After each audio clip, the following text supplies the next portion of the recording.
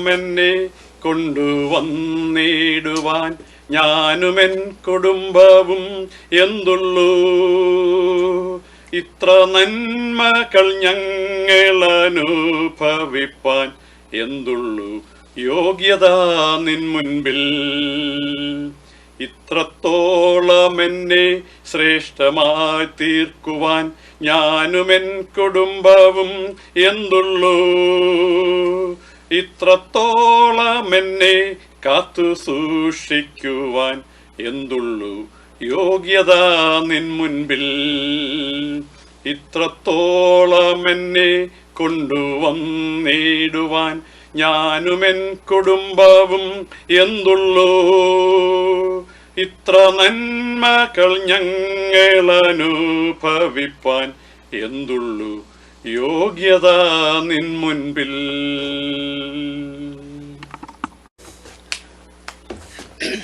Houston വോയിസിൻ്റെ പുതിയൊരു എപ്പിസോഡിലേക്ക് ഏവർക്കും സ്വാഗതം. ഇന്ന് നമ്മോടൊപ്പം ഉള്ളത് ന്യൂയോർക്കിൽ നിന്നും വരുന്ന അനീച്ചാനാണ്. അനീച്ചാൻ്റെ സ്വദേശം മലപ്പള്ളിയാണ്. നമുക്ക് കൂടുതൽ വിവരങ്ങൾ അനീച്ചാനോട് ചോദിച്ചറിയാം. Please welcome അനീച്ചാൻ. അനീച്ച ഹ്യൂസ്റ്റണിൽ എത്തി വന്നു. ഇപ്പോൾ ഈ വരവ് എന്ത് ഉദ്ദേശിച്ചാണ്? അനീച്ചാൻ്റെ ജനനം, അനീച്ചാൻ്റെ ചെറുപ്പകാലത്തെ ഓർമ്മകൾ, അച്ഛൻ്റെ ഒരു ലൈഫ് സ്റ്റോറിയാണ് ഞാൻ ഇതിൽ ഷൂട്ട് ചെയ്യുന്നത്. ഇപ്പോൾ അനീച്ചാൻ പോയ പ്രൈമറി സ്കൂള്, മാതാപിതാക്കൾ, സഹോദരങ്ങൾ, പൂർവ്വപിതാക്കന്മാർ, കുടുംബചരിത്രം, ഇതിനെപ്പറ്റിയൊക്കെ അറിയാനുള്ള ആഗ്രഹത്തിനാണ് ഞാൻ ഇന്ന് അച്ഛനെ ഇങ്ങോട്ട് ക്ഷണിച്ചത്. അച്ഛന് തുടരാം. അച്ഛൻ്റെ പേരും വീട്ടുപേരും പറഞ്ഞ് തുടങ്ങാം. Thank you so much. എൻ്റെ പേര് കിഴക്കയിൽ ഇട്ടി മാത്യു. മല്ലപ്പള്ളിയാണ് സ്വദേശം. പഠിച്ചത് ആരംഭത്തിൽ CMS LPG school Nedungadappally, high school CMS high school Nedungadappally. അതിനുശേഷമുള്ള പഠനം ഡൽഹിയിലായിരുന്നു. അത് കഴിഞ്ഞ് ദുബൈക്ക് പോയി. ദുബൈക്ക് പോയതിന് ശേഷം പിന്നെ അമേരിക്കയ്ക്ക് വരികയായിരുന്നു. ഇപ്പോൾ ഇവിടെ ഹൂസ്റ്റണിൽ വന്നിരിക്കുന്നത് എൻ്റെ വൈഫ് എൽസിയുടെ കൂടെ പഠിച്ച മകൻ്റെ കല്യാണത്തിന് വേണ്ടിയാണ്. വളരെ സന്തോഷം. അച്ഛൻ അപ്പോൾ അച്ഛൻ ഇന്നലെ വന്നതാണ്, അല്ലെങ്കിൽ മിനിഞ്ഞാന്ന് തോന്നുന്നു അല്ലേ? ന്യൂയോർക്കിൽ നിന്ന് ഡ്രൈവ് ചെയ്താണോ വന്നേ? അല്ല, ഫ്ലൈറ്റിനാണ്. Thank you so much. അപ്പോൾ അച്ഛൻ ജനിച്ചത് മലപ്പള്ളി എവിടെയായിട്ടാണ്? മല്ലപ്പള്ളി താലൂക്ക് ഹോസ്പിറ്റലിനോട് ചേർന്ന്. താലൂക്ക് ഹോസ്പിറ്റൽ നമ്മുടെ ആശുപത്രി തൊട്ടതിരാ വീട്. ഓ അത് ശരി. റോഡ് സൈഡ് തന്നെ? അടുത്ത് തന്നെ ആയിരിക്കും. അത് ശരി. വീട്ടുപേര്? കിഴക്കയിൽ. ഓക്കെ.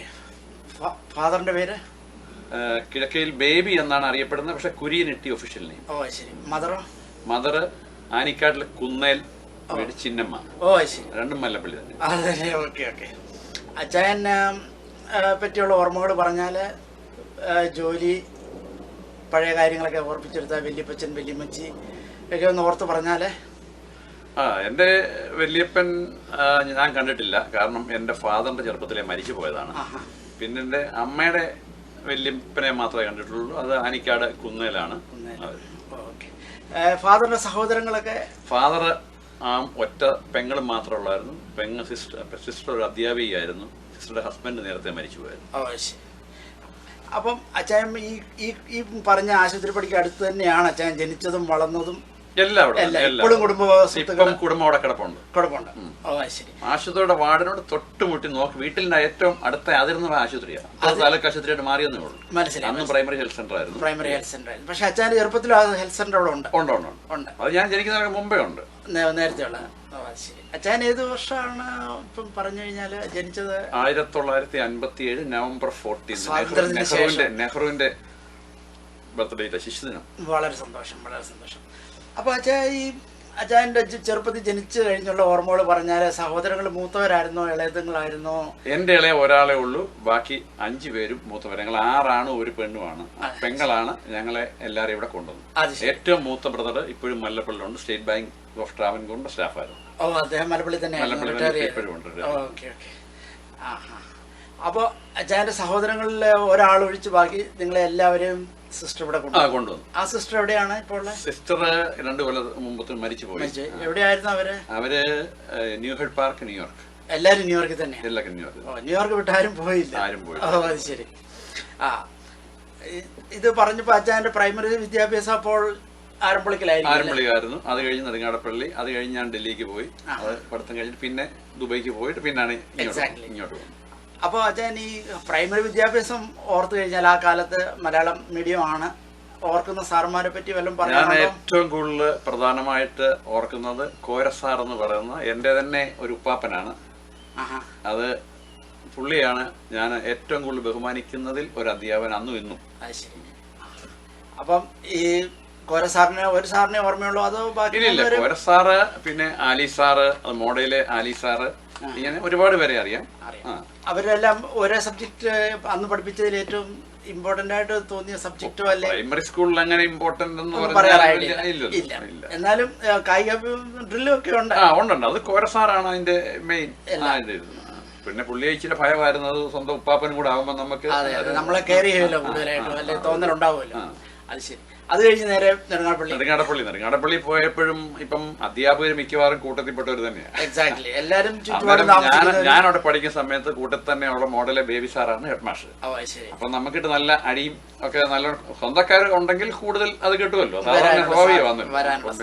പിന്നെ വലിയ വീട്ടിലെ ഹിന്ദി സാറായിരുന്നു, ഹിന്ദി പഠിപ്പിച്ചുകൊണ്ടിരുന്നത്. ഒരുപാട് കൂട്ടത്തിൽ നിന്ന് ഒരുപാട് അധ്യാപകർ എന്നുണ്ടായിരുന്നു. ആ സാറിന്റെ ഒരു ബ്രദർ ഭോപ്പാലിലുണ്ടായിരുന്നു, ജോസഫ് സാർ.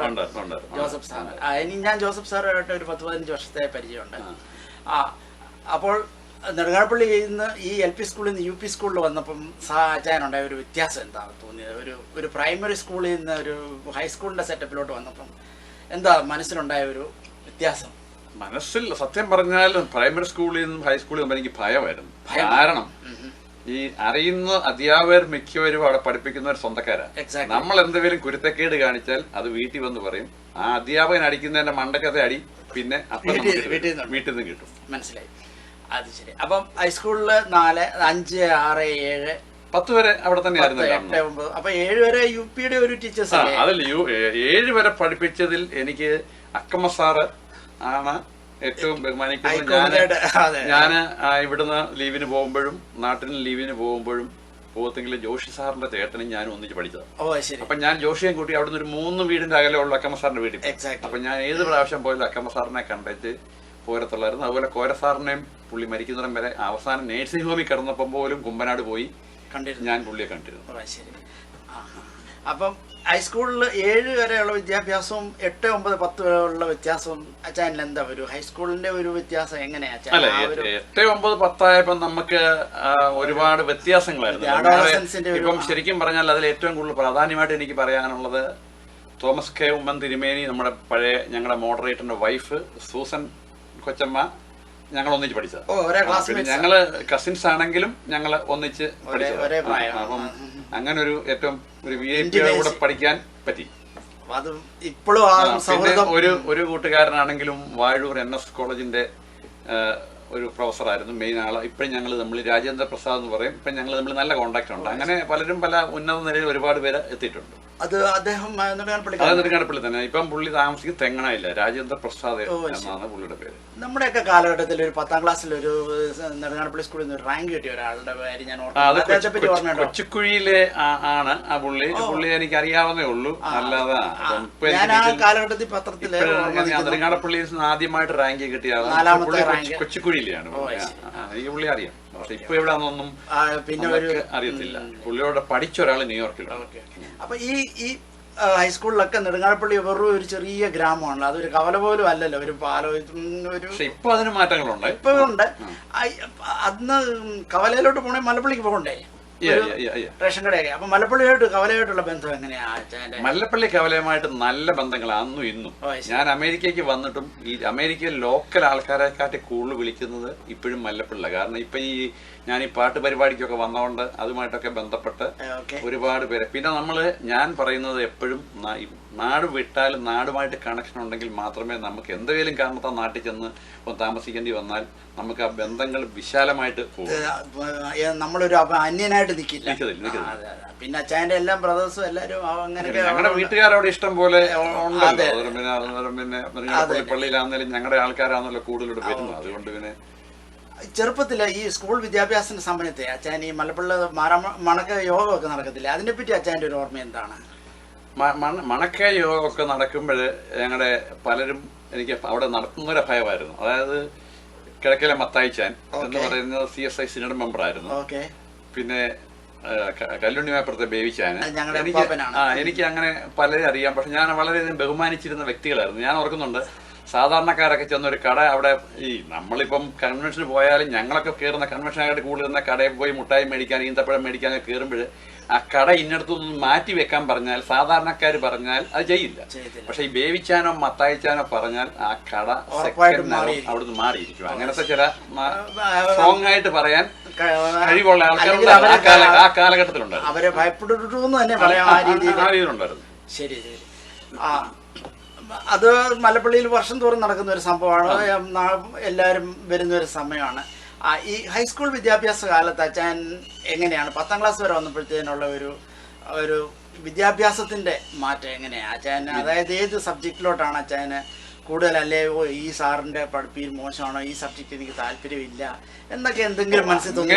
അങ്ങനെ വലിയ പരാതി ഒന്നുമില്ല. പക്ഷേ ഞാൻ പറഞ്ഞില്ല, എനിക്ക് ഭയം പിന്നെ ഇച്ചിരിയുടെ ബുദ്ധിമുട്ടും ഹിന്ദിയായിരുന്നു. ഞാൻ ഓർക്കുന്നുണ്ട്, ഹിന്ദി ഞാൻ ഒരു വാക്ക് എനിക്ക് പറയുന്നത് ശരിക്കും ക്ലിയർ ആയിട്ട് പറയാൻ പറ്റാത്തതിന് ഞാൻ സാറിനെ കളിയാക്കിയതല്ല. സത്യം പറഞ്ഞ ഹിന്ദി സാറാണ്. സാറിനെ കളിയാക്കിയല്ല, ക്ലിയർ ആയിട്ട് പറയാൻ പറ്റിയതിന് തന്നെ പുള്ളി എന്നെ നല്ലോണം അടിച്ചത്. പക്ഷെ നമുക്ക് ചെറുപ്പത്തിൽ ആ ഹിന്ദി വാക്ക് ഒന്ന് ക്ലിയർ ആയിട്ട് പറയാൻ പറ്റത്തില്ല. അത് ചിലപ്പം പുള്ളി ഉപ്പാപ്പനായതുകൊണ്ടായിരിക്കാം അങ്ങനെ ചെയ്തത് എന്ന് ഞാൻ ചിന്തിക്കുന്നു. 10ല് അച്ഛൻ ഒരു ഇതിലൊക്കെ കടന്നുപോയി. അത്ര വലിയ സ്മാർട്ട് ഒന്നും ആവറേജ് സ്റ്റുഡന്റ്. മനസ്സിലായി. അന്നത്തെ കാലത്ത് ഒന്നും ഒരു 10 കടക്കാൻ തന്നെ വലിയ പ്രയാസമാണല്ലോ. അപ്പൊ ഇങ്ങനെ ഹൈസ്കൂൾ വിദ്യാഭ്യാസം കഴിഞ്ഞ് 10ലൊക്കെ ആയപ്പോ അച്ഛൻ എങ്ങോട്ട് പോകണമെന്നായിരുന്നു മനസ്സിൽ സാറിന്? അതോ അച്ഛനെ വീട്ടുകാരുടെ പ്രേരണയാണോ? എനിക്ക് വീട്ടുകാരുടെ യാതൊരു പ്രേരണയില്ല. ഞങ്ങളുടെ ഫാദർ ശരിക്കും ഞങ്ങൾക്ക് ഫ്രീഡം തന്നിട്ട് നമ്മുടെ ഇഷ്ടം എന്താണെന്ന് വെച്ചാൽ അതിനനുസരിച്ച് പോവാം. അപ്പൊ എനിക്ക് ടെക്നിക്കൽ എന്തെങ്കിലും പഠിക്കാം. അപ്പൊ ഞാൻ ഡൽഹി പൂസ ഇൻസ്റ്റിറ്റ്യൂട്ടിൽ പോയി പഠിച്ചിട്ട് അങ്ങനെ അവിടുന്ന് അങ്ങ് ഗൾഫിൽ പോവാ. പൂസ ഇൻസ്റ്റിറ്റ്യൂട്ട് ഓഫ് ടെക്നോളജി, ടെക്നിക്കലാണ് പഠിച്ചത്. മനസ്സിലായി. അപ്പൊ ഈ സമയത്ത് ഈ ഹൈസ്കൂൾ വിദ്യാഭ്യാസ സമയത്തൊക്കെ ഈ വീട്ടിലെ കൃഷികളും കാര്യങ്ങളും ഒക്കെ എങ്ങനെയായിരുന്നു? കപ്പയ്ക്കൊക്കെ ഞാൻ അങ്ങനത്തെ യാതൊരു കാര്യങ്ങളും ചെയ്യേണ്ടതായിട്ട് വന്നിട്ടില്ല. കാരണം അന്നൊക്കെ വീട്ടിൽ ഇങ്ങനെ പണിക്കാരൊക്കെ വിളിക്കാതെ ചെയ്യിക്കുന്നു. അപ്പം കണ്ടമുണ്ടായിരുന്നു? കണ്ടമൊന്നുമില്ല.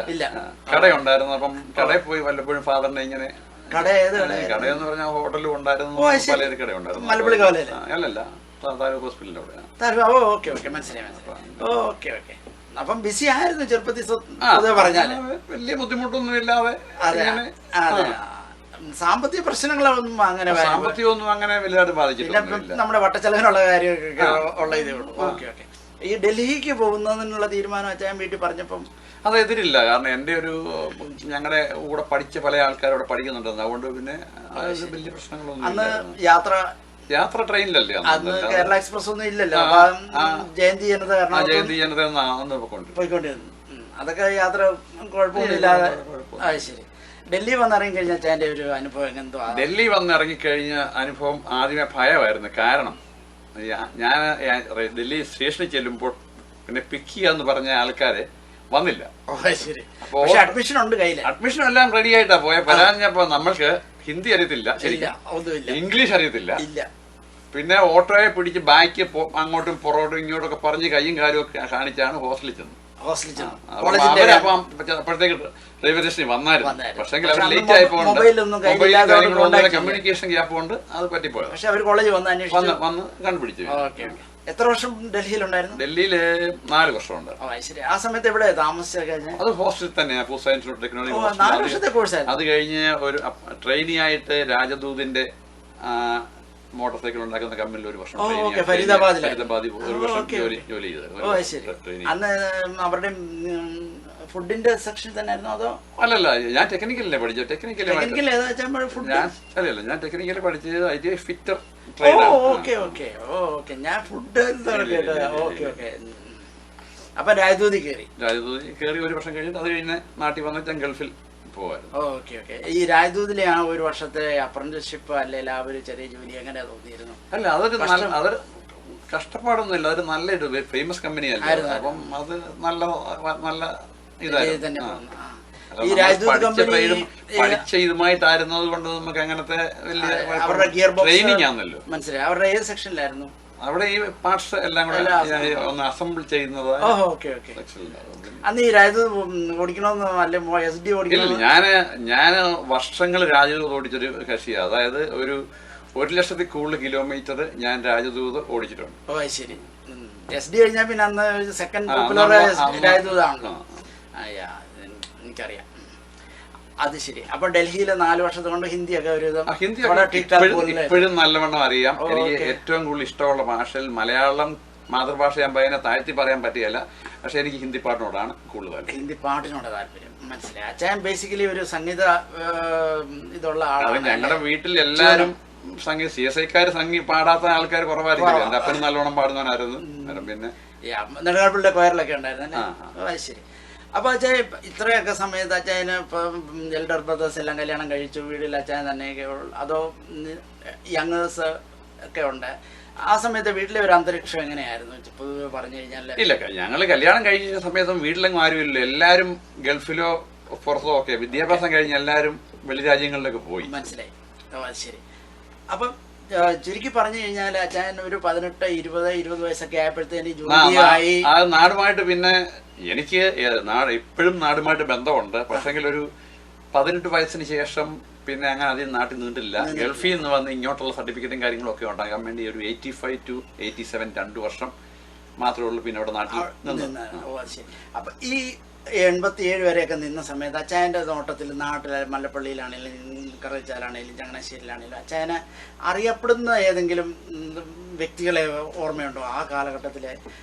അച്ചായൻ്റെ പേഴ്സണൽ ലെവലിൽ പരിചയമുള്ളവരായിട്ടോ കറച്ചാലെ നാരായണക്കുറുപ്പ് സാറോ അത് നിങ്ങളുടെ? ഇല്ല, എനിക്ക് ഏറ്റവും അന്ന് അറിയപ്പെടുന്നതും ഇഷ്ടമുണ്ടെന്ന് ഞങ്ങളുടെ TS ജോൺ സാറായിരുന്നു. കാരണം എനിക്ക് 1-2 വണ്ടി അന്ന് റെന്റിൽ ഓടാറുണ്ട്. പുള്ളിയുടെ പാർട്ടിയുടെ ഇലക്ഷന് വേണ്ടിയൊക്കെ വണ്ടി അന്ന് ഞാൻ കൊടുത്ത് ഓടിക്കുകയൊക്കെ ചെയ്തു. മലപ്പള്ളി ടാക്സി ഉണ്ടായിരുന്നു. ടൂറിസ്റ്റുകാരുണ്ട്. ടാക്സി 15 സീറ്റിന്റെ ഒരു അന്ന് ടെമ്പോ ട്രാക്ടറും ഉണ്ട്. ശരി. അത് വലിയൊരു ബിസിനസ് തന്നെയാണ്. കാരണം ഒരു ടൂറിസ്റ്റ് ടാക്സി എന്നൊക്കെ പറയുമ്പോൾ വലിയ 15 സീറ്റിന്റെ ടെമ്പോ ട്രാക്ടർ 2 പേർക്കേ ഒന്നും വല്ലപ്പോഴും ഉള്ളൂ. അത്രേ ഉള്ളൂ. അതിലൊന്ന് അച്ചാൻ്റെ ആയിരുന്നു. ഓക്കെ. അതിന് ഓട്ടം ഉണ്ടായിരുന്നു? നല്ല ഓട്ടമായിരുന്നു. ശരി. അതിന് റിപ്പയർ ഒക്കെ എങ്ങനെയായിരുന്നു? മലപ്പുള്ളിലൊക്കെ തന്നെ ചെയ്യും. ഓക്കെ. അതിന്റെ ആ ഡ്രൈവർ ഭയങ്കര 100% വിശ്വസ്തനായിരുന്നു. ശരി. അദ്ദേഹത്തിന്റെ പേര് ഓർമ്മയുണ്ടോ? ഷാജി. കാർ ഓടിച്ച ആളുടെ പേര് ഞാൻ പറയാൻ ഉദ്ദേശിക്കുന്നില്ല. പുള്ളി ഭയങ്കര പാരയായിരുന്നു. അത് പോട്ടെ. അദ്ദേഹം പുള്ളി നമുക്ക് ശരിക്കും പണി തന്നു. അദ്ദേഹത്തിന്റെ ലെവലിൽ വർക്ക് ചെയ്തതേ ഉള്ളൂ. അതെ അതെ. ഞാൻ ഇങ്ങോട്ട് വരാതിരിക്കാൻ വേണ്ടി വരെ പുള്ളി എനിക്കിട്ട് പണി തന്നു. അതാ ഞാൻ പറഞ്ഞത്. Okay okay. അതെ പേഴ്സണലാണ്. അതെ അതെ. വളരെ സന്തോഷം അച്ചായ. അപ്പം ഇനിയും പറഞ്ഞു കഴിഞ്ഞാൽ മലപ്പുള്ളി അപ്പം അച്ചായൻ ഇങ്ങനെയൊക്കെയുള്ള ബിസിനസ്സൊക്കെ ചെയ്തുകൊണ്ട് അച്ചായനെ എല്ലാവർക്കും അറിയാം. നമ്മുടെ ഈ കാലഘട്ടത്തിലെ ആൾക്കാർക്കെല്ലാം അച്ചായനെ അറിയാം അല്ലേ? അത് ശരി. അപ്പം മലപ്പുള്ളി ഈ ബിസിനസ്സൊക്കെ നിർത്തി അച്ചായൻ പുറത്തോട്ട് പോകാനുള്ള പ്രയാസം ഉണ്ടായോ? ഇല്ല, ഞാൻ സത്യം പറഞ്ഞാല് ഈ എന്റെ അളിയന്റെ അന്ന് പത്തനംതിട്ട ഡിസ്ട്രിക്റ്റിലെ തന്നെ ഏറ്റവും വലിയൊരു വീടെന്ന് പറയാം. ഒരു ലാർജ് സ്കീമിലുള്ള വീട് പണിതുകൊണ്ടിരിക്കുമ്പോഴാണ് ഇങ്ങോട്ട് വന്നത്. ഇങ്ങോട്ട് വന്ന് പിറ്റേ ആഴ്ച നാട്ടിൽ പോയി ഗ്രീൻ കാർഡ് പോലും കിട്ടാതെ പോയ വ്യക്തിയാണ് ഞാൻ. സത്യം പറഞ്ഞാൽ അത് ഭയത്തോടു കൂടിയാ പോകണം. പിന്നെ അളിയന് പിന്നെ ട്രാവൽ ഏജൻസി ഒക്കെ ഉണ്ടായിരുന്നുണ്ട്. പുള്ളി പുറകെ ഗ്രീൻ കാർഡ് കൊണ്ടുവന്നിട്ട് പുള്ളിയുടെ വീടിന്റെ പണി കംപ്ലീറ്റ് തീർത്തിട്ട് ഞാൻ പിന്നെ 1 ഇയർ കഴിഞ്ഞാണ് പിന്നെ തിരിച്ചാൽ പറ്റുന്നത്. Okay okay. ആ കാര്യങ്ങൾ നമുക്ക് അടുത്ത ഒരു ലെവലിൽ അടുത്ത ഒരു എപ്പിസോഡിൽ പറയാം. അപ്പോൾ അച്ഛാ ഈ 20 വയസ്സ് എത്ര വയസ്സ് വരെ ഡൽഹിയിലുണ്ടായിരുന്നു അച്ഛൻ? ഡൽഹിയില് 20 വയസ്സ് വരെ. 20 വയസ്സ് വരെ. അപ്പൊ അച്ഛൻ ഒരു പ്രൊഫഷണലായി സത്യം പറഞ്ഞാൽ അത് കഴിഞ്ഞാണ് മലപ്പള്ളി വന്ന് ടാക്സി ഇടുന്നത്? അല്ലല്ല, അത് കഴിഞ്ഞ് ഗൾഫിൽ പോയിട്ട് വന്നിട്ടാണ്. ഓ, ഗൾഫിൽ പോയിരുന്നു. ആ എപ്പിസോഡ് നമുക്ക് അടുത്ത ഇതിൽ പറയാവേ. ഒരു സെക്കൻഡ്. കഴിഞ്ഞോ പരിപാടിയോ? ഇല്ല, ഒരു സെക്കൻഡ്.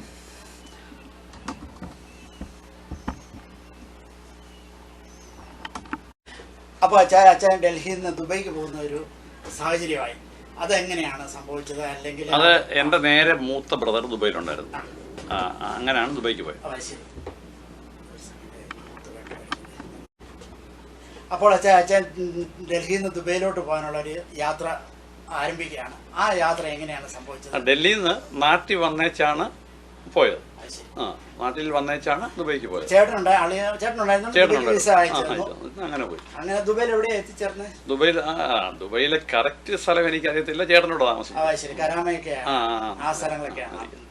എനിക്കറിയാം. ഇന്ത്യൻ കോൺസുലേറ്റിന്റെ അടുത്താ താമസിച്ചത്. വലിയ ദൂരമില്ല.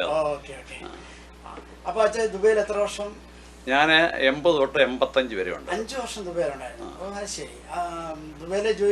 ദുബൈയിലെ ജോലി പഠിച്ചതുമായിട്ട് ബന്ധപ്പെട്ടുള്ള ജോലി, ഫിറ്റർ ട്രേഡ് തന്നെയായിരുന്നു. അപ്പോൾ രാവിലെ ഓരോരോ പ്ലേസിലോട്ടാണ് പോകുന്നത്, ഓരോ ഫാക്ടറി സൈറ്റിലോട്ടാണ് പോകുന്നത്. അത് ശരി. ആ കാലഘട്ടത്തെ പറ്റി ദുബൈയിൽ ഓർമ്മിച്ചെടുക്കുന്ന ഒരു സംഭവം അല്ലെ എന്തെങ്കിലും? ദുബൈയില് അന്ന് ദുബൈ എന്ന് പറഞ്ഞാൽ അന്ന് ഇത്രയൊന്നും ഡെവലപ്പ് അല്ല.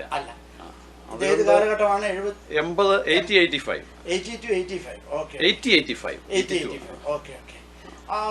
എല്ലാ വർഷം വരുമായിരുന്നു നാട്ടിൽ? അതോ 2 വർഷം? 2 വർഷം കൂടും. 2 വർഷം കൂടും വരും. ഓക്കെ. 2 തവണ 3 നമ്മൾ ഒറ്റയ്ക്ക് സിംഗിൾ ആണല്ലോ. പിന്നെ അപ്പോൾ ദുബൈയിൽ ജോലി ചെയ്യുന്ന സമയത്ത് ചൈന ഫാക്ടറി ജോലി ചെയ്യുന്ന സ്ഥലത്തുള്ള ബോസ്മാരോ ജോർദാനി ലെബനീസ്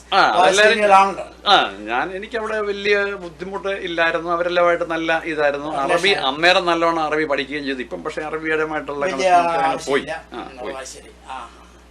കൂടെയുള്ള ജോലിക്കാരെ ആരെങ്കിലും ഓർക്കുന്നുണ്ടോ ദുബൈയിൽ ആ കാലഘട്ടത്തിൽ? ഇല്ല, അന്നിരുന്നൊരു മാനേജർ പൗലോസ് എന്ന് പറഞ്ഞ പുള്ളിയെ മാത്രം ഓർക്കുന്നുണ്ട്. മലയാളിയായിരുന്നു അന്നത്തെ ഒരു മാനേജർ. അത്രയും എവിടെയാണെന്നൊന്നും അറിയത്തില്ല. ഓക്കെ, സന്തോഷം. അപ്പൊ ദുബൈയിലുള്ള കാലഘട്ടത്തിൽ അച്ഛൻ അങ്ങനെ വലിയ സ്ട്രഗിൾ അങ്ങനെ വലിയ നല്ല ലെവലല്ല, ഒരു ആവറേജ് ഒരു ബാച്ചിലർക്ക് കിട്ടാവുന്ന ബെറ്റർ ലൈഫ് സ്റ്റൈലാണ്. അക്കോമഡേഷൻ ഒക്കെ അവരുടെ ക്യാമ്പസ് അല്ല. അക്കോമഡേഷൻ ഞാൻ വെളിയിൽ 2-3 പേര് കൂടി ഒന്നിച്ച് ഫുഡൊക്കെ പുറത്തുനിന്ന് തന്നെ. ഓക്കെ. ദുബൈയിലെ ഡ്രൈവിംഗ് ലൈസൻസ് വല്ലതും എടുത്തില്ല? ഒരേ സ്പോട്ടിൽ ജോലി ചെയ്യുന്നതുകൊണ്ട് അതിന്റെ ആവശ്യം അവര് തന്നെ പിക്ക് ചെയ്യും കൊണ്ടുപോകും. പിന്നെ അപ്പൊ ദുബൈയിലെ അനുഭവം അച്ഛന് നല്ല അനുഭവങ്ങൾ തന്നെയായിരുന്നു. ഞാൻ അത് കഴിഞ്ഞും പിന്നെ പല പ്രാവശ്യം ദുബൈക്ക് പോയിട്ടുണ്ട്. ആ ദുബൈയിലെ ഇരുന്ന സെറ്റപ്പിൽ നിന്നാണ് അച്ഛൻ ബിസിനസ് നാട്ടിൽ സ്റ്റാർട്ട് ചെയ്യുന്നത് അല്ലേ? അത് കഴിഞ്ഞ് വന്നിട്ടാണ് ദുബൈയിൽ തന്നല്ല, പിന്നെ എന്റെ അളിയനും ഒക്കെ ഉണ്ടല്ലോ, അവരൊക്കെ ചില ഹെൽപ്പ് ചെയ്തപ്പം അത് ഇനിഷ്യേറ്റ് ചെയ്തു. എല്ലാം റെഡി കാശിൽ തന്നെയാണ് മേടിച്ചതല്ല? ലോണൊന്നും ഇല്ലാതെ തന്നെയാണ് മേടിച്ചത്. ഞാൻ ഒന്നുകൂടെ സ്ഥലം മാറ്റുന്നതാണ്. അപ്പൊ നമ്മൾ ദുബൈയിലെ കാര്യങ്ങൾ പറയാണ്. അപ്പൊ അച്ഛൻ അമേരിക്കയിലോട്ട് വരാനുള്ള കാര്യങ്ങൾക്കുള്ള ശ്രമമായോ അതോ എങ്ങനെയാണ്? അല്ല, അമേരിക്കയ്ക്ക് വരുമെന്ന് അറിയാമായിരുന്നു. പെങ്ങള് നേരത്തെ ഫയൽ ചെയ്തിട്ടായിരുന്നു. അതുകൊണ്ട് എന്റെ ഫാദർ വരാൻ താല്പര്യമില്ലാച്ചിട്ടുണ്ടല്ല, ഞങ്ങൾക്ക് പണ്ടേ വരായിരുന്നു. കാരണം പെങ്ങള് 71, 72 ഒക്കെ ആദ്യം ആരംഭത്തിൽ വന്നാണ്. അപ്പൊ ഫാദർ വരാൻ ഞങ്ങൾക്ക് ആ കാലഘട്ടത്തിൽ വരാം. പക്ഷെ പുള്ളി എന്ത് ചെയ്ത് വരികയില്ലായിരുന്നു. അതുകൊണ്ടാണ് അങ്ങനെ ഫയൽ ചെയ്ത്. അപ്പം 15 വർഷം. അന്ന് എനിക്കൊന്ന് 12 വർഷം ദുബൈ ഇരിക്കുമ്പോഴേ അറിയാം. അപ്പൊ ആ സമയത്താണ് പേപ്പറുകൾ വരാൻ തുടങ്ങിയത്. അപ്പൊ ഡൽഹിയിലോട്ടാണോ കോൺസുലേറ്റിലോട്ടാണോ അത്? അല്ലല്ല, മദ്രാസിലോട്ട്. നിങ്ങളുടെ സിബ്ലിങ്സിന്റെ എല്ലാം ഒന്നിച്ചാണോ വന്ന പേപ്പേഴ്സ്? ആണെങ്കിലും ഞങ്ങള് 4 പേര് ഒന്നിച്ചാണ് വന്ന, ബാക്കി 2 പേര് പിന്നെ പുറകാലയാ വന്നു. ഞാൻ ഏറ്റവും ആദ്യം വന്നു. കാരണം ഞാൻ പറഞ്ഞില്ലേ, അളിയന്റെ വീട് പണിയേണ്ടി വന്നേച്ച് ഉടനെ ഞാൻ തിരിച്ചുപോയി. ഓ ശരി. അപ്പൊ ഇവിടെ വന്ന് എല്ലാ സോഷ്യൽ സെക്യൂരിറ്റി ഡോക്യുമെന്റ് ഉണ്ടാക്കി അച്ഛൻ തിരിച്ചുപോയി. ജസ്റ്റ് അപ്ലൈ ചെയ്തെന്നുള്ളൂ, കയ്യിലൊന്നും കിട്ടുന്നതിന് തിരിച്ചുപോയി. ആഴ്ച പോയി. അത് അത്ര കോൺഫിഡന്റ് ആയിരുന്നു. പേപ്പേഴ്സ് സ്വന്തം ഓൺ ട്രാവൽ ഏജൻസിയാ പുള്ളിക്ക്. ഇമിഗ്രേഷൻ എന്നൊക്കെ പരിചയമുണ്ട്. അങ്ങനത്തെ അന്നത്തെ ട്രാവൽ ഏജൻസി കംഫർട്ട് ട്രാവൽ എന്ന് പറഞ്ഞ മൻഹാട്ടനിൽ ഒരു ഇച്ചിരി പേര് കേട്ട ഒരു ട്രാവൽ ഏജൻസി. ഇപ്പോഴും ഉണ്ടോ? ഇല്ല, പുള്ളി മരിച്ചു പോയല്ലോ. അത് നിർത്തി. ഓക്കെ. അപ്പൊ അച്ഛൻ ഈ പേപ്പേഴ്സ് ഒക്കെ വരാൻ തുടങ്ങി. അന്ന് എന്തെങ്കിലും പ്രയാസം ഉണ്ടായിരുന്ന ഡോക്യുമെന്റ് ഒക്കെ കറക്റ്റ് ചെയ്യാൻ? ബർത്ത് സർട്ടിഫിക്കറ്റ് ഉണ്ടാക്കാൻ വേണ്ടി കുറച്ച് കഷ്ടം. ഞങ്ങളുടെ വീട്ടിലെ എല്ലാവരുടെയും ബർത്ത് സർട്ടിഫിക്കറ്റ് ഞാൻ ഉണ്ടാക്കിയതാണ്. പ്രത്യേകിച്ച് എനിക്ക് ബുദ്ധിമുട്ട് വന്നത് ഞങ്ങളുടെ നെടുങ്ങാടപ്പള്ളി CSI പള്ളി, ഞാൻ പേരെടുത്ത് പറയാൻ ആഗ്രഹിക്കുന്നു, അവിടെ സർട്ടിഫിക്കറ്റ് തരാൻ തന്നില്ലായിരുന്നു. പിന്നെ വേറെ രീതിയിലൊക്കെയാണ് സംഘടിപ്പിച്ചത്. അത് ഓക്കെ, ഡോക്യുമെന്റേഷൻ ബാക്കി എല്ലാം ഉണ്ടാക്കി എല്ലാം പോയി. അതെല്ലാം എവിടെയാ ടൈപ്പ് ചെയ്തതെന്നൊക്കെ ഓർമ്മയുണ്ട്? ടൈപ്പ് ചെയ്തത് മാറ്റാട്ടിക്കലെ സാറിന്റെ അടുത്താന്ന് എനിക്കറിയാം. ഞങ്ങളുടെ ഏറ്റവും ക്ലോസ് നാട്ടിലുള്ളവർക്ക് വേണ്ടി പുള്ളിക്ക് അന്ന് മല്ലപ്പള്ളിയിലെ, ഞാൻ ആ പേര് മറന്നുപോയി, ടൈപ്പ് ഇൻസ്റ്റിറ്റ്യൂട്ട് ഉണ്ടായിരുന്നു. അപ്പം നമ്മൾ ഒപ്പിടുന്ന കാര്യമേ ഉള്ളൂ. ഒപ്പിടുന്ന കാര്യം. ശരി. അതെല്ലാം കൊണ്ട് മദ്രാസില് എല്ലാം അയാള് അദ്ദേഹം തന്നെ അയച്ചു. ഇന്റർവ്യൂ എന്നൊക്കെ ഓർമ്മയുണ്ടോ? ഇന്റർവ്യൂ ചെയ്ത് അതിനകത്ത് ഏറ്റവും വലിയ രസം, അന്ന് മെഡിക്കൽ ചെക്കപ്പ് ചെയ്ത് ഞങ്ങളുടെ ഫാമിലിയിൽ തന്നെ പഠിച്ച അവണിക്കാമണിലെ ഒരു ഡോക്ടറാണ്. അപ്പം ബന്ധമുണ്ടെന്ന് അവിടെ ചെക്കപ്പിന് ചെന്നപ്പോഴാണ് മനസ്സിലായി. എന്റെ വീട്ടുപേര് കണ്ടപ്പോൾ ചോദിച്ചു, ഇന്നടത്തെയാന്ന് ചോദിച്ചപ്പം പിന്നെ നമുക്ക് അവിടെ ഡോക്ടറാണോ ന്യൂയോർക്കിലുള്ള ഇപ്പോഴത്തെ? അല്ലല്ല, വേറെ ചെക്കപ്പിക്കാണല്ലോ ഡോക്ടർ. അത് മദ്രാസിൽ തന്നെയാണ്. മദ്രാസിലാണ്. ഓ അത് ശരി. ആ ഇന്റർവ്യൂ ഒക്കെ എങ്ങനെയാ പോയി? ഇമിഗ്രന്റ് വിസ പ്രയാസമില്ല. പിന്നെ താമസിച്ച ഒരു ഫ്രണ്ടിന്റെ വീട്ടിൽ താമസിച്ചു. അന്നൊക്കെ അങ്ങനെയാണല്ലോ, ഹോട്ടലും കാര്യങ്ങളും താമസിക്കുകയല്ലോ. വീട്ടുകാരുടെ ഒരാളുണ്ടായിരുന്നു, അവിടെ താമസിച്ചു. അതും ഡൽഹിയിലൊക്കെ പോയതുകൊണ്ട് പിന്നെ അതൊന്നും ഒരു പ്രശ്നമില്ല, യാതൊരു പ്രശ്നമില്ല. 1 പ്രാവശ്യം ട്രാവൽ ചെയ്ത് കഴിഞ്ഞാൽ ഡൽഹിയും ഗൾഫും പോയതല്ലേ. ശരിയാണ്. അപ്പം പിന്നെ നമ്മൾ വളരെ കോൺഫിഡന്റ്. ലാംഗ്വേജ് ഒക്കെ അറിയാം, പിന്നെ പ്രശ്നമില്ലല്ലോ. ഓക്കെ. അപ്പൊ അത് അപ്പം വിസ അടിച്ചു. അല്ല അന്നേരം പിന്നെ ഹിന്ദി അറിയാം, ഇംഗ്ലീഷ് അറിയാമല്ലോ. അപ്പം പിന്നെ അപ്പം പാസ്പോർട്ടിൽ ഓൾറെഡി ദുബായ് വിസ ഉണ്ട്, ഇതും അടിച്ചു. പിന്നെ അച്ഛൻ എങ്ങനെയാണ് യാത്ര ചെയ്യാനുള്ള ഒരു ആരംഭം? എനിക്കന്ന് സാധനം പോലെ എനിക്ക് ടിക്കറ്റൊക്കെ എടുക്കേണ്ടി വന്നില്ല. കാരണം അളിയൻ ട്രാവൽ ഏജൻസി കൊണ്ട് പുള്ളി എല്ലാം അയച്ചു തന്നു. നമ്മുടെ കയറി പോകുന്നത്ര അച്ഛൻ വളരെ കംഫർട്ട് ലെവലിലായിരുന്നു സത്യത്തിൽ അന്നും ഇന്നും. Okay okay. അല്ല എനിക്ക് ആദ്യ ഘട്ടത്തിൽ പോലും ട്രാവൽ ഏജൻസി പുള്ളിക്ക് ഉണ്ടായിരുന്നതുകൊണ്ട് എനിക്ക് ബിസിനസ് ക്ലാസ്സിൽ കയറാൻ പറ്റും. മനസ്സിലായി. പുള്ളി എനിക്ക് ഫ്രീ ആയിട്ട് ഒരു ടിക്കറ്റ് തന്നു. കാരണം ഞാൻ പുള്ളിയുടെ വീട്ടിലെ പണിതുകൊണ്ടിരുന്നത്. അതുകൊണ്ട് അതൊക്കെ ഒരു ഭാഗ്യമാണെന്ന് ഞാൻ പറഞ്ഞുള്ളൂ. അല്ലാതെ ആ വീട്ടില് മലപ്പള്ളി ഇപ്പോഴും ആ വീടെ കിടപ്പുണ്ട്. മനസ്സിലായി. ദുബായ് ഇവിടെ അമേരിക്ക വന്ന് ഇറങ്ങിക്കഴിഞ്ഞാൽ ഞാൻ ഉടനെ നാട്ടിൽ പോയി പഴയ ബിസിനസ് കുറെ ചെയ്തു. പിന്നെ എപ്പോഴാണ് തിരിച്ചു വരുന്നത്? പിന്നെ തിരിച്ചു വരുന്നത് ഞാൻ ആദ്യമേ പോയത് 87 മെയ്യിലാണ് പോയത്. 2 വർഷത്തെ എടുത്തില്ല. 88 മെയ്യിൽ പോയി. തിരിച്ചു വന്നത് 89 മാർച്ചിലായിരിക്കും. ഓ ശരി. അപ്പൊ ഈ സമയത്ത് എന്തെങ്കിലും ജോലി ചെയ്യാനോ എന്തെങ്കിലും ശ്രമം ഇവിടെ നടത്തിയോ, അതോ എന്തെങ്കിലുമൊക്കെ പഠിക്കുകയോ? ഇല്ല, അന്നേരം അത് 89 വന്നിട്ടാണ് പിന്നെ ജോലിക്ക് കയറിയത്. എന്റെ ബ്രദർ ജോലി ചെയ്തത് ആ ഒരു സ്ഥലത്താണ്. ഞാൻ പിന്നെ അവിടെ ജോലിക്ക് അവിടെയാണ് ഇപ്പോഴും കണ്ടിന്യൂസ്. ആ ജോലി തന്നെ ഇപ്പൊ 34 വർഷത്തോളം. ഇവിടെ അല്ലല്ല, ഞാൻ അതുമായിട്ട് യാതൊരു ബന്ധമില്ല. ഓക്കെ, ലൈഫ് സ്റ്റൈലേ മാറി. ഓക്കെ. അപ്പൊ അച്ഛൻ ആദ്യമേ ജോലിക്ക് ADP എന്ന് പറയുന്നത് പേറോൾ. അത് മിക്കവാറും എല്ലാവർക്കും അമേരിക്കയിൽ ഇവിടുത്തെ അൺഎംപ്ലോയ്മെന്റ് റേറ്റ് ഒക്കെ കൊടുക്കുന്നവരാണ്. Major companies. ഞങ്ങളുടെ സിസ്റ്റം ആദ്യം ADP ആയിരുന്നു. ADP-ലാണ് കയറിയത്. ഇപ്പൊ ADP സ്പിൻ ഓഫ് ചെയ്ത് വേറൊരു ബ്രാഞ്ച് ആയപ്പം ബ്രോഡ്രിഡ്ജ് എന്ന് പറയുന്നത്. ADP-ൽ ഒത്തിരി എംപ്ലോയീസ് അങ്ങനെ ആയിട്ട് അതിനകത്ത് തന്നെ അവരുടെ ഒരു സെക്ഷന്റെ ഒരു സൂപ്പർവൈസർ. ന്യൂയോർക്കിലാണോ ADP-യുടെ ഹെഡ്ക്വാർട്ടർ ന്യൂജേഴ്സിയാണ്. ഇപ്പൊ അത് ബ്രോഡ്രിഡ്ജ് എന്ന് പറയുന്ന ഒരു സെക്ഷനാണ്. അവിടുത്തെ കോർഡിനേറ്ററായിട്ട് ഒരു ഡിപ്പാർട്ട്മെന്റ്. അപ്പൊ അച്ഛൻ ദുബായ് അമേരിക്ക വന്നോണ്ട് തന്നെ ജോലിയുടെ ലെവലിലും വളരെ സപ്പോർട്ടീവ് ആയിരുന്നു. ജോലിക്കൊന്നും അങ്ങനെ വലിയ ബുദ്ധിമുട്ട്, താമസമൊക്കെ ഒരു ദിവസം പോലും അൺഎംപ്ലോയ്മെന്റ് ആയിട്ട് നിൽക്കേണ്ടി വന്നിട്ടില്ല ഒരിടത്തും. ഈ ഇവിടെ വന്നിട്ട് ഗൾഫിലെ എക്സ്പീരിയൻസ് അച്ഛനെ എന്തെങ്കിലും ഹെൽപ്പ് ചെയ്തോ, അല്ലെങ്കിൽ ഡൽഹിയിലെ എക്സ്പീരിയൻസ് എന്തെങ്കിലും ഹെൽപ്പ് ചെയ്തോ അച്ഛനെ? പൊതുവെ പറഞ്ഞു കഴിഞ്ഞാൽ അതുമായിട്ട് കംപ്ലീറ്റ് ബന്ധമില്ലാത്ത ജോലിക്കല്ലേ. എന്നാലും നമ്മളൊരു പിന്നെ ഒരു എപ്പോഴും ഡൽഹിയിലും ഗൾഫിലും ഒക്കെ പോയതുകൊണ്ട് ലാംഗ്വേജിന് വലിയ പ്രോബ്ലം ഇവിടെ വന്നിട്ടുണ്ടായി. ആരെങ്കിലും ചോദിച്ചാലും പേടിച്ചാലും അല്ല തന്നെ പേടിയെന്നൊരു ഭയം ഞങ്ങൾക്കാർക്കും ഇല്ല. അപ്പൊ വളരെ സന്തോഷം. അപ്പൊ ഇത് വന്നു കഴിഞ്ഞ് പിന്നെ അപ്പോഴത്തെ അച്ഛന് മാറണം, താമസിച്ചോണ്ടിരുന്നത് പെങ്ങളുടെ കൂടെ ആയിരുന്നു. മാറണം എന്ന് തോന്നിയത് കല്യാണം? അതില്ല, പെങ്ങളുടെ വീട്ടിൽ മോളി സൗകര്യം ഉണ്ടായിരുന്നു. ഞാൻ എന്റെ വൈഫ് വന്നു കഴിഞ്ഞാൽ കല്യാണം നടന്നത് 1988. അതൊരു വലിയ ഡേറ്റാ. 8/8/88. അത് വാകത്താനം പോളച്ചിറ എന്ന് പറയുന്ന വീട്ടിൽ നിന്ന് എൽസിക്കുട്ടി എന്ന് പറയുന്ന ആളിനെയാണ് കല്യാണം കഴിച്ചത്. അത് ഒരിച്ചിരി ഹിസ്റ്റോറിക് മാരേജ് ഒക്കെ ആയിരുന്നു ഞാൻ ഇങ്ങനെ കേട്ടു. ഹിസ്റ്റോറിക് എന്ന് പറഞ്ഞാൽ ഞാൻ തന്നെ ഒറ്റയ്ക്കാണ് പെണ്ണ് കാണാൻ പോയത്. കാരണം അങ്ങനെ ആ കാലഘട്ടത്തിൽ അങ്ങനെ പോകുന്നവരാരും. എന്റെ ഫാദർ അങ്ങനെ എനിക്കന്ന് വണ്ടിയുണ്ടല്ലോ, പിന്നെ ഡ്രൈവറുണ്ടല്ലോ. പിന്നെ എന്റെ ഫാദർ അങ്ങനെ ഒരു ഫ്രീഡം തന്ന ഒരാളാണ്. അപ്പൊ ഞാൻ ഒറ്റയ്ക്ക് പോയി കണ്ട് ഇഷ്ടപ്പെട്ടതിന് ശേഷം പുള്ളി പറയുന്നത് പുള്ളിയല്ലല്ലോ കല്യാണം കഴിക്കുന്നത്, ഞാനല്ലേ കല്യാണം കഴിക്കുന്നത്. അപ്പം പിന്നെ നീ പോയി കണ്ട് ഇഷ്ടപ്പെടുക, അതൊരു വലിയ ലിബറൽ തിങ്കിങ് ആണ്. അതുകൊണ്ട് പുള്ളി നമ്മളെ നിർബന്ധിച്ച് ചെയ്യിക്കുകയല്ല ചെയ്തത്. നീ പോയി കാണുക, ഇഷ്ടപ്പെടുക. പിന്നെ പുള്ളിക്ക് സ്ട്രോക്ക് വന്ന ഇച്ചിരി പ്രശ്നം ഉണ്ടായിരുന്നു. നടക്കുന്നതിന് ബുദ്ധിമുട്ടില്ല, ഒരു വടി കുത്തി നടന്നാൽ മതിയായിരുന്നു. ഞാൻ പോയി കണ്ടതിന് ശേഷം എന്റെ ബ്രദേഴ്സിനെ വിട്ട് പിന്നെ ഫൈനലൈസ് ചെയ്തു. വളരെ സന്തോഷം. കാരണം എന്റെ പല കൂട്ടുകാരും പറഞ്ഞിട്ടുണ്ട് അപ്പനും അമ്മയും നിർബന്ധിച്ച് കല്യാണം കഴിച്ചിട്ട് പരാജയമായിരുന്നു. അപ്പോൾ നമ്മള് ഒരിക്കലും അങ്ങനെ ആകാതിരിക്കാൻ വേണ്ടി ഇപ്പം അഥവാ എനിക്ക് എന്തെങ്കിലും പരാജയം ഉണ്ടായാലും ഞാൻ എന്നെ തന്നെ വഴി പറഞ്ഞാൽ പോരെ. എക്സാക്ട്ലി അത് തന്നെയല്ല. പിന്നെ അച്ഛൻ അമേരിക്കയുടെ ഒരു ഔട്ട്ലുക്കിൽ കൂടെ ആണല്ലോ നാട്ടിൽ കാണാൻ വരുന്നത്. അപ്പൊ അതിന്റേതായ ഒരു വ്യത്യാസം അച്ഛനല്ലേ? ഞാൻ കല്യാണം കഴിക്കാൻ വന്നപ്പോഴേ തുറന്നു പറഞ്ഞൊരു വ്യക്തിയാണ്. കാരണം ഞാൻ താമസിക്കുന്നത് വലിയൊരു വീട്ടിൽ, എന്റെ ചേട്ടന്റെ വീട്ടിൽ താമസിക്കണം. മനസ്സിലായി. പിന്നെ അളിയന് വീടുണ്ട്. അവരവർക്ക് ചിലപ്പം കാണാൻ വരുന്നവർക്ക് ഇതല്ല എന്റെയാണ്. ഞാൻ പറഞ്ഞു എനിക്കുള്ളത് എന്റെ ഈ ഉടുപ്പും എന്റെ ഈ 2 വണ്ടിയും കാര്യങ്ങളുള്ളൂ, ബാക്കിയൊന്നും എന്റേതല്ല. അങ്ങനെ നോക്കി നിങ്ങൾ എന്നെ കല്യാണം കഴിപ്പിക്കുക വേണ്ട. എന്റേതായിട്ട് എനിക്കൊന്നുമില്ല. കാരണം നമ്മളതിനെ കള്ളം പറയുന്നു. അത് പറയാനുള്ള ധൈര്യം വലിയൊരു കാര്യം. കാരണം കല്യാണം കഴിക്കുന്ന പ്രായമാകുമ്പോൾ നമുക്കൊന്നും അത്രയും കോൺഫിഡന്റ് ആയിട്ട് പറയാനുള്ള ഒരു എത്ര നല്ല ജോലിക്കാരാണേലും ഞങ്ങളൊക്കെ ആരോടും എന്തും തുറന്നു പറയാം. ഭയം എന്ന് പറയുന്ന ഒരു സംഗതി ഇല്ല. പറയേണ്ടത് തെളിച്ച് പറയാം. അത് ഇഷ്ടപ്പെട്ടാലും കൊള്ളാം, ചിലർക്ക് ഇഷ്ടപ്പെടും, ചിലർക്ക് ഇഷ്ടപ്പെടില്ലായിരിക്കും. ഓരോ ഓരോ രീതിയല്ലേ. കാരണം മനസ്സിൽ വെച്ചുകൊണ്ടിരുന്ന ദുഃഖം ഉണ്ടാക്കുന്നതിനെക്കാട്ടി നല്ലത് നമ്മൾ ഓപ്പൺ ആയിട്ട് പറയുന്നത് എന്റെ ചിന്താഗതി. ഓരോ പേഴ്സണാലിറ്റി. അതെ. അപ്പം ആ സമയത്ത് നാട്ടിലുണ്ടായിരുന്ന ആ സമയത്ത് അച്ഛനും ഏതെങ്കിലും രാഷ്ട്രീയ പാർട്ടികളുമായിട്ട് അന്നോ ഇന്നോ ബന്ധമുണ്ടോ അതോ എല്ലാവരുമായിട്ടും? എനിക്ക് യാതൊരു രാഷ്ട്രീയ പാർട്ടിയുമായിട്ടും ശരിക്കും ബന്ധമില്ല. പക്ഷെങ്കില് TS ജോർജ് സാറുമായിട്ട് നല്ല അടുപ്പമുണ്ടായിരുന്നു. പിന്നെ ഞങ്ങളുടെ തന്നെ മോഡലിൽ ഒരു കസിനുണ്ട്, CPM മല്ലപ്പള്ളി താലൂക്ക് സെക്രട്ടറിയാണ്, അഡ്വക്കേറ്റ് ഫിലിപ്പ് കോശി. അത് ഞങ്ങൾ വീട്ടുകാരായിരുന്നുകൊണ്ട് പുള്ളിയുമായിട്ടൊക്കെ ഇപ്പോഴും നല്ല ബന്ധങ്ങളുണ്ട്.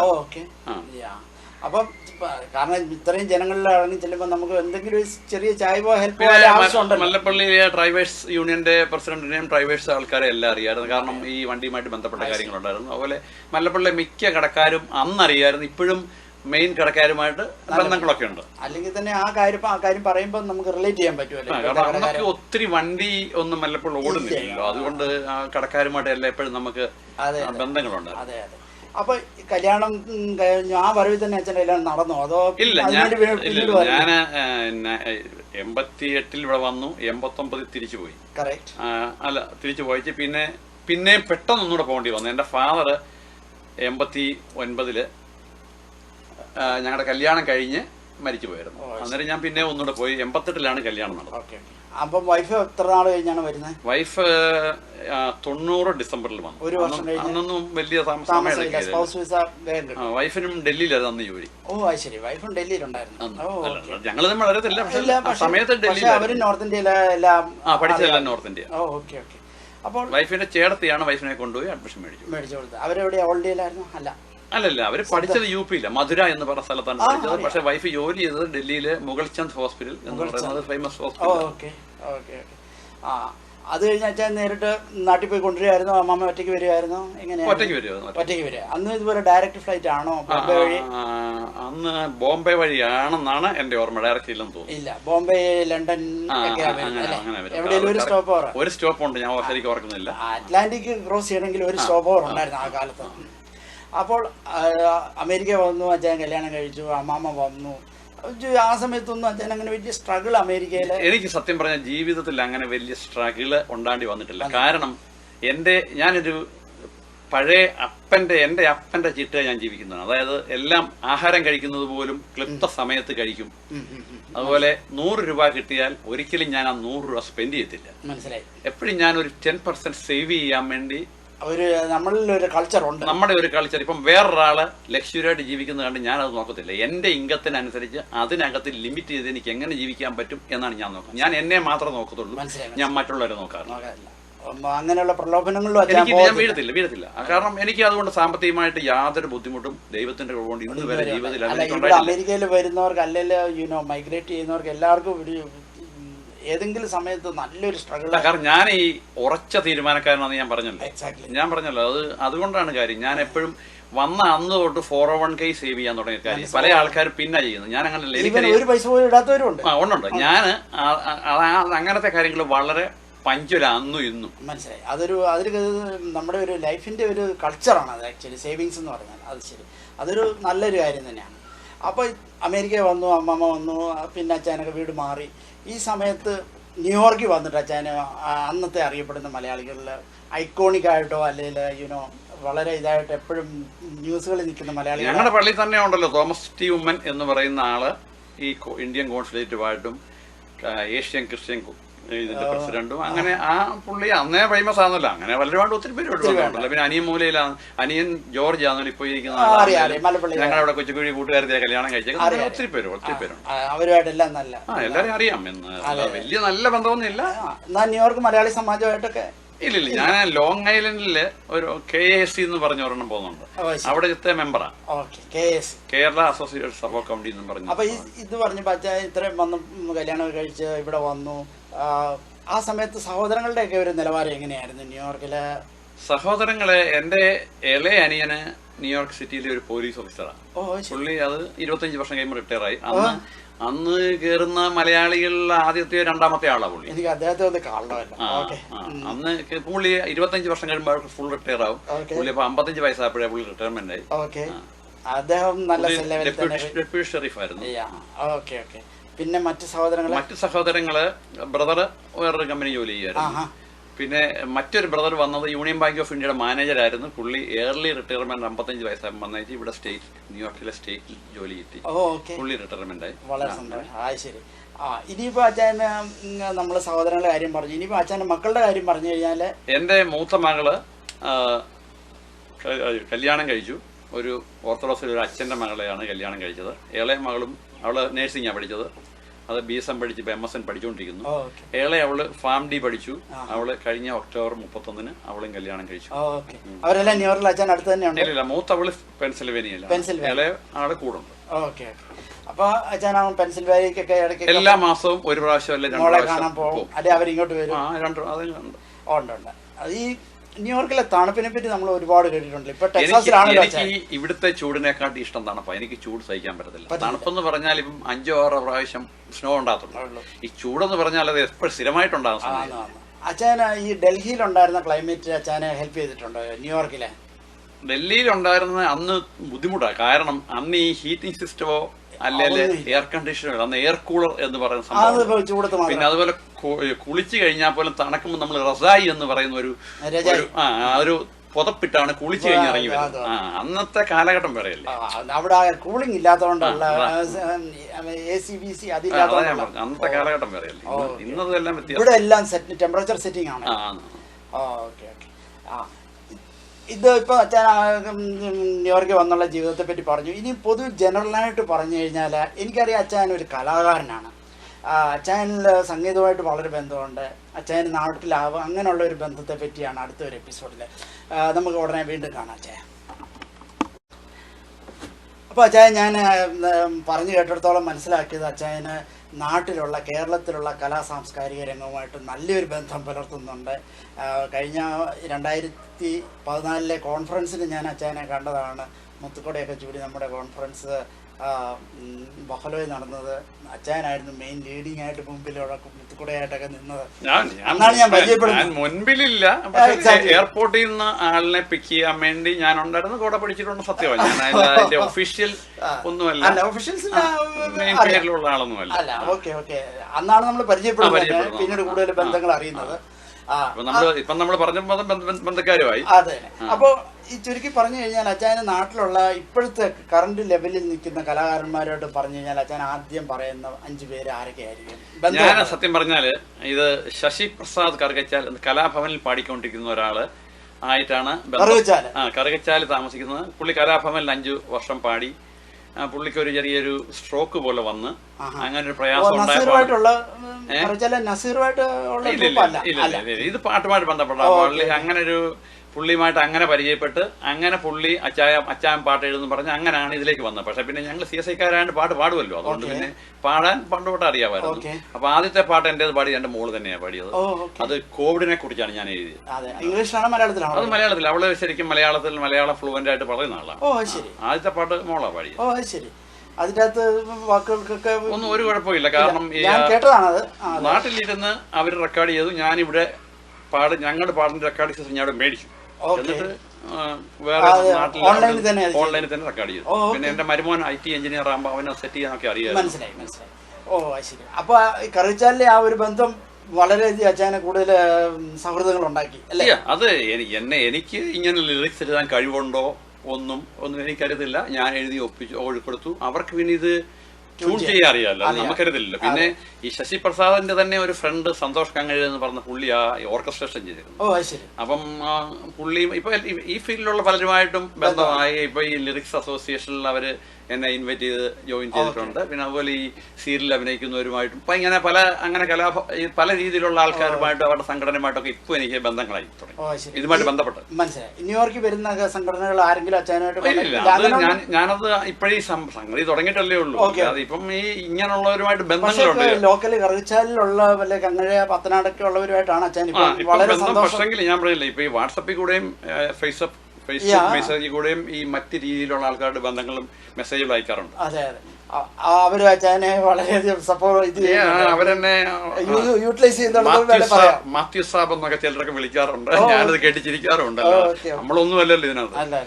അപ്പൊ ഈ കറിച്ചാലിലുള്ള അദ്ദേഹം പരിചയപ്പെടാനുള്ള കാരണം പുള്ളിക്കൊരു അസുഖം വന്നപ്പം എൻ്റെ ഒരു കസിൻ തിരുവല്ല വുമർ സ്കൂളിലെ ടീച്ചറാണ്, അനിൽ P. ജയ്ക്കോ എന്ന് പറഞ്ഞ പുള്ളി പറഞ്ഞ ആ പുള്ളിയുമായിട്ട് ചെറിയൊരു ഇത് വെച്ചാണ് കണ്ടിരുന്നോ? ഇല്ല. ഈ പാട്ടുകാരെ ആരെയും ഞാൻ ഇതുവരെ കണ്ടിട്ടില്ല, പേഴ്സണലായിട്ട് കണ്ടിട്ടില്ല ആരുമായിട്ടും. ശരി. അപ്പം എല്ലാം ഓൺലൈനിലാണല്ലോ ചെയ്യുന്നത്. എല്ലാം ഓൺലൈനായി. ഈ കോവിഡ് സമയത്തൊന്നും അച്ഛൻ ഇതുവരെ കഴിഞ്ഞ 10 വർഷമായിട്ട് പോകാൻ പറ്റിയില്ല. അല്ലല്ല, ഞാൻ പോവാൻ എന്റെ എല്ലാവരും ഇവിടെ ആണല്ലോ, പോയില്ല. പിന്നെ ഒരു യാത്ര ചെയ്യണം ഇപ്പൊ ഉടനെ അച്ഛാ.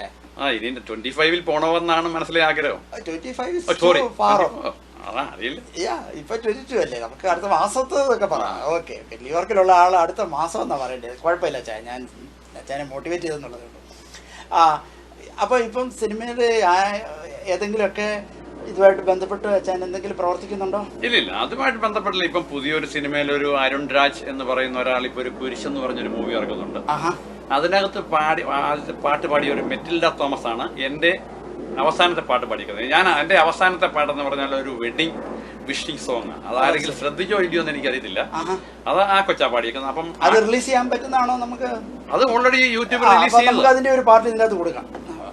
ഓക്കെ, അത് ചെയ്യാമെന്ന് നോക്കാം. ഓക്കെ.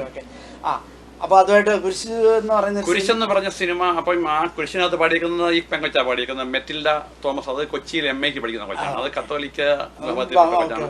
അതാണ് പാടിയത്. അപ്പം അതിന്റെ മ്യൂസിക് ഡയറക്ടറാണ് ഈ അരുൺ രാജ്. പുള്ളി എനിക്ക് ഫ്രണ്ട് റിക്വസ്റ്റ് ഇങ്ങോട്ട് അയച്ചിട്ട് നമ്മളൊക്കെ ഇപ്പം അങ്ങോട്ടും ഇങ്ങോട്ടും മെസ്സേജ് അയക്കാം, വാട്സപ്പിൽ കൂടെ പ്രാവശ്യം സംസാരിക്കുകയൊക്കെ ചെയ്ത്. പിന്നെ 1-2 സീരിയലിലൊക്കെ ഉള്ള ആൾക്കാരുമായിട്ടൊക്കെ ചെറിയ കോൺടാക്ട് അവരിങ്ങനെ മെസ്സേജ് അയക്കാറൊക്കെ ഉണ്ട്. വിളിക്കാറൊന്നുമില്ല, മെസ്സേജ് ഇങ്ങനെ. ഇതൊക്കെ ഒരു ചെറിയ ലെവലിലുള്ള വർക്കാണ്. ഇച്ചിരി വലിയൊരു ലെവലിൽ ബ്രോഡായിട്ട് എന്തെങ്കിലും മനസ്സിലുണ്ടോ? മനസ്സിലൊന്നുമില്ല. പക്ഷേ ഇപ്പം 2 വർഷം കൂടെ ഉള്ള റിട്ടയർമെന്റ്. അതിനുശേഷം ഞാൻ ചെറുപ്പത്തിൽ ശാലം ഗിത്താർ പഠിച്ചതാണ്. അതുകൊണ്ട് അതൊക്കെ ഒന്ന് കുത്തിപ്പോക്കി പിന്നെ ഇനിയും പല പാട്ടുകൾ എഴുതുകയോ എന്തെങ്കിലും ഒക്കെ ചെയ്യണമെന്ന്. പാട്ടുമായിട്ടാണ് ആ ഒരു മ്യൂസിക് ഫീൽഡുമായിട്ട് നിൽക്കാനാണ് നമ്മള്. കാരണം ജനിച്ചത് കൊണ്ട് പാട്ട്. പിന്നെ ഞാൻ ഈ നെടുങ്ങാടപ്പള്ളി സംഗമത്തിനൊക്കെ ഇച്ചിരി കോമഡി പാട്ടൊക്കെ എഴുതി 2-3 പ്രാവശ്യം അവിടെയും പാടിയിട്ടുണ്ട്. അഭിനയമായിട്ട് എങ്ങനെയാണ്? അഭിനയം ഒന്നുമില്ല. പള്ളിയിലൊക്കെ 1-2 പ്രാവശ്യം സ്റ്റേജൊക്കെ നാടകമൊക്കെ അഭിനയിച്ചിട്ടുണ്ടെന്ന് അല്ലാതെ സഭാകമ്പം ഒന്നുമില്ല. അത് അങ്ങനത്തെ വിഷയമില്ല. ഈ സഹോദരങ്ങൾ എങ്ങനെയാണ്? എല്ലാവരും ഒക്കെ നല്ലോണം പാടുന്നവരാ. നല്ലവര്. നിങ്ങളുടെ കുടുംബമായിട്ടൊക്കെ നല്ലോണം പാടും. ഇനിയും ഇപ്പൊ ഹ്യൂസ്റ്റണിൽ അച്ഛൻ വന്നിരിക്കുകയാണ്. ന്യൂയോർക്കിൽ നിന്നാണ് വന്നത്. നമ്മളൊരു 3 മണിക്കൂർ ഫ്ലൈറ്റിൻ്റെ സമയമുണ്ട്. ഹ്യൂസ്റ്റണിൽ പലവട്ടം വന്നിട്ടുണ്ട്.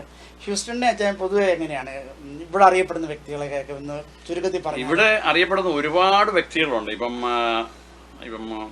വൈഫിന്റെ കൂട്ടുകാരത്തി ഒരു ഫിലോ. ശരി. പിന്നെ എന്റെ വൈഫിന്റെ അടുത്ത ബന്ധുവും തൊട്ട് അയൽവക്കത്തെ വീടുമായ അനിയൻ.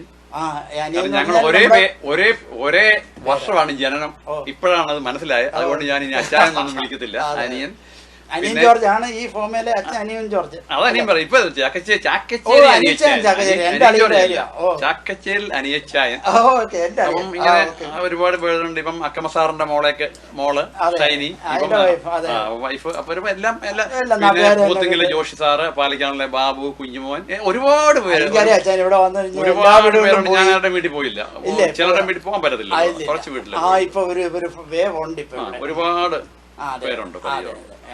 ഡിസ്റ്റൻസിങ് നല്ലതാണ്. മലപ്പുറമുള്ള മിക്കവരെ അറിയാം. അതുകൊണ്ട് പഴയ ആൾക്കാർ പ്രായമുള്ളവരിൽ ഹ്യൂസ്റ്റണിൽ ഓർക്കുന്ന ആരുണ്ടോ അച്ഛൻ? ഇപ്പൊ ഒരു പറഞ്ഞു കഴിഞ്ഞാൽ തമ്പി സാറൊക്കെ പ്രായം ഞാൻ ഇപ്പം പഠിക്കുമ്പോൾ തമ്പി സാറും തമ്പി സാറിന്റെ ചേട്ടന് മോന്, പിന്നെ പെങ്ങള് ലളിത, ഇങ്ങനെ ഒരുപാട് പേര്.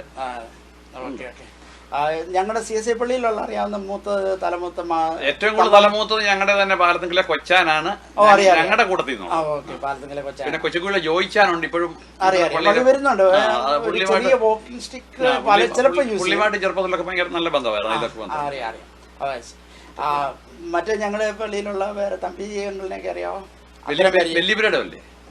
വെല്ലിപുരത്തിലുള്ള ഒരു അങ്കിൾ ഉണ്ടായിരുന്നു പണ്ട്. നിങ്ങളുടെ പള്ളി പരിചയപ്പെടാം. അല്ലാതെ എല്ലാവരെയും അറിയാം. ഇത്തവണത്തെ കോൺഫറൻസിൽ അച്ഛനെ കണ്ടില്ല. എന്നോട് പറഞ്ഞു പേഴ്സണലായിട്ടൊക്കെ ഉള്ള പ്രശ്നം. അതെ, അടുത്ത കോൺഫറൻസ് എവിടെയാണെന്ന് അറിയാമോ? അതോ ഞാൻ അതൊന്നും എനിക്കങ്ങനെ പ്രോമിസ് ചെയ്യാൻ. ഞാനൊന്നും സാഹചര്യത്തിനനുസരിച്ച് പള്ളിയിലോ സംഘടന ഇപ്പം മോടെ വീട്ടിലോട്ട് പോകണമെങ്കിൽ പള്ളിയിൽ പോകത്തില്ല. നമുക്ക് സമയം അനുസരിച്ച് ഞാനിതൊന്നും പ്ലാൻ ചെയ്ത് നടക്കുന്നത്. അതൊക്കെ ദൈവത്തിന്റെ വഴിക്ക് വിട്ടേക്കാന്നേ ഉള്ളൂ. ഇപ്പൊ നാളത്തെ പ്ലാനിങ് വരത്തില്ല. ഈശ്വരൻ എനിക്ക് ആയുസ് തന്നെങ്കിൽ മാത്രമേ നാളത്തെ. ഞാൻ ഫിലാഡൽഫിയയിൽ കോൺഫറൻസിന് വന്നിരുന്നേ, അതുകൊണ്ട് ഞാൻ സൂചിപ്പിച്ചു എന്നുള്ളത്. അച്ഛനെ ശ്രദ്ധിച്ചിരുന്നു.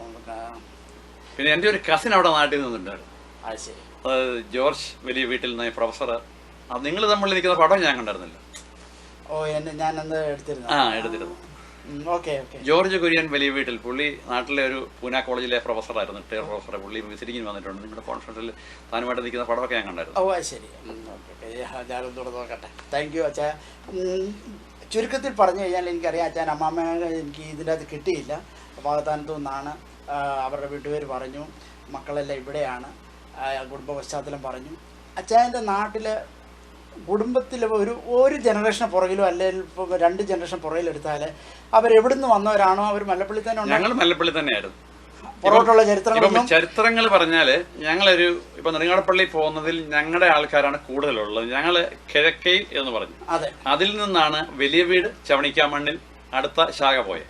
പിന്നെ അതിൽ ആ 2 ശാഖയിൽ നിന്ന് സ്പ്രെഡ് ചെയ്താണ് പിന്നെ പോയത് മോഡയില്, വലിയ വീട്ടില്, ഇങ്ങനെ ഇങ്ങനെ ഒരുപാട് ശാഖകൾ പോയിരിക്കുന്നു. അപ്പം സ്റ്റാർട്ടിങ് ഞങ്ങളുടെ കിഴക്കയിൽ എന്നുള്ളത്. അപ്പൊ അത് മല്ലപ്പള്ളി മണിമലയാളിനോട് ചേർന്ന് അവിടെ അടുത്ത് കുഞ്ഞുകോശി പോളിന്റെ വീട്, അതായത് ഇപ്പോഴേ കഴിഞ്ഞ പ്രാവശ്യം തിരുവല്ലായി നിന്ന കുഞ്ഞുകോശി MLA ആയിട്ട് നിന്ന കുഞ്ഞുകോശി പോളിന്റെ വീടിന്റെ തൊട്ടടുത്ത് ആണ് ഞങ്ങളുടെ കുടുംബം. ഓ ശരി. ഈ മല്ലപ്പള്ളി ആദ്യത്തെ കുടുംബം. അതെ അതെ, മല്ലപ്പള്ളി മണിമലയാറിന്റെ കാര്യം അച്ഛൻ ആ മാറിനെ പറ്റി എന്താ ഒരു ഓർമ്മയുള്ളത്? ആറിനെ പറ്റി ഭയങ്കര ഓർമ്മയല്ലേ. ചെറുപ്പത്തിൽ കുളിക്കാൻ പോകുന്ന അവിടെ. ഓ അച്ഛന് നീന്തലൊക്കെ അറിയാം? നീന്തലം കണ്ടിട്ടില്ല. അന്നൊക്കെ തുണി അലക്കാൻ വേണ്ടി എല്ലാവരും പോകുന്ന അവിടെ ആവും. അന്നേരം നിങ്ങളുടെയൊക്കെ വീട്ടിൽ ഞാൻ പോയിട്ടുണ്ട്. അങ്ങോട്ട് നടക്കുമ്പോ അല്ലെ കല്ലുണ്ണിയപ്പുറത്തേക്ക് നിങ്ങളുടെ എല്ലാ വീടുകളും എനിക്കറിയാം. പാളമുറിയിലെ കടവിൽ അങ്ങോട്ട് താഴെ മുകളിൽ ഇരിക്കുന്ന എല്ലാ വീടുകളും ഞാൻ പേരൊക്കെ ഞാൻ മറന്നുപോയി. കാരണം അത് എന്റെ അമ്മയുടെ ഒരു ബന്ധുവാണ് ഈ മനസ്സിലായി നിങ്ങളുടെ വീട്ടുകാർ. Okay okay. അപ്പൊ അതികാട് പള്ളിയുടെ പുറകില് ദേവങ്കരയില്. അതെ അതെ മനസ്സിലായി.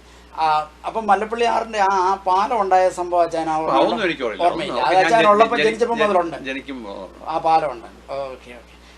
ആ CSI പള്ളിയായിട്ട് അച്ഛൻ എന്തെങ്കിലും? ഹോളി ഇമ്മാനുവൽ ചർച്ചുമായിട്ട് ഒരുപാട് പേരെ പരിചയമുണ്ട്. ഞാൻ ചെറുപ്പത്തിൽ എന്നെ ഗിത്താർ പഠിപ്പിച്ചത് തന്നെ മാവളെ ജോയ് സാറിന്റെ അനിയൻ സണ്ണിച്ചാൻ എന്ന് പറയും. നിങ്ങൾക്ക് അറിയാമെന്നറിയില്ല.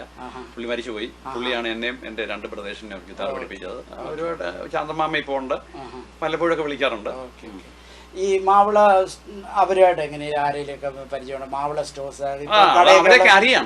നാട്ടിലുണ്ടായിരുന്നപ്പോൾ അറിയാൻ വിളിക്കാറൊന്നുമില്ല. പക്ഷെ മാവളയിലെ ജോയ് സാറും ഈ സണ്ണിച്ചാനും പുള്ളിയുടെ അനിയനുമായിട്ടൊക്കെ നല്ല ബന്ധങ്ങളുണ്ടായിരുന്നു. ടാക്സി ഉള്ളപ്പോ അല്ല, ഞാൻ ഈ ഇൻസ്ട്രുമെന്റ് ഒന്ന് ചെറുപ്പത്തിൽ പഠിച്ചോണ്ട് സണ്ണിച്ചാൻ അന്ന് മല്ലപ്പള്ളി പഠിപ്പിക്കുന്ന ഏക വ്യക്തി പുള്ളിയോട്. ഓ അത് ശരി, സന്തോഷായ. അപ്പം എനിക്ക് കൂടുതൽ കാര്യങ്ങൾ അറിയണമെന്നുണ്ട്. ഇനി അമ്മാമ്മയെ കൂടി ഇരുത്തി എനിക്ക് ഒരു ചെറിയൊരു സെഷൻ എടുക്കണമെന്നുണ്ട്. നോക്കട്ടെ, നമുക്ക് ഇന്ന് സമയം കിട്ടുകയാണെങ്കിൽ ചെയ്യാം, അല്ലെങ്കിൽ അടുത്ത തവണ. Thank you so much Ajaya. അപ്പം have a very nice journey back to New York. Okay, thank you so much. ഒരു 4 വരി. പരിജാതം തിരുമിഴി തുറന്നു, പവിഴമുന്തിരി പൂത്തുവിടർന്നു, നീലോൽപലമിഴി നീ മാത്രമെന്തിനുറങ്ങി.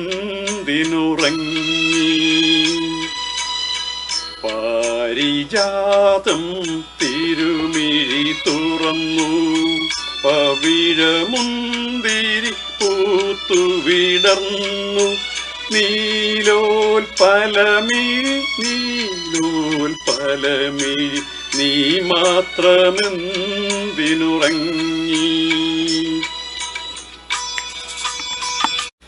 ഇത്രത്തോളം എന്നെ കൊണ്ടുവന്നിടുവാൻ ഞാനുമെൻ കുടുംബവും എന്തുള്ളൂ, ഇത്ര നന്മകൾ ഞങ്ങളനുഭവിപ്പാൻ എന്തുള്ളൂ യോഗ്യത നിൻ മുൻപിൽ. ഇത്രത്തോളം എന്നെ ധന്യനാക്കിയിടുവാൻ ഞാനുമെൻ കുടുംബവും എന്തുള്ളൂ, ഇത്രത്തോളം എന്നെ ശ്രേഷ്ഠമായി കരുതാൻ.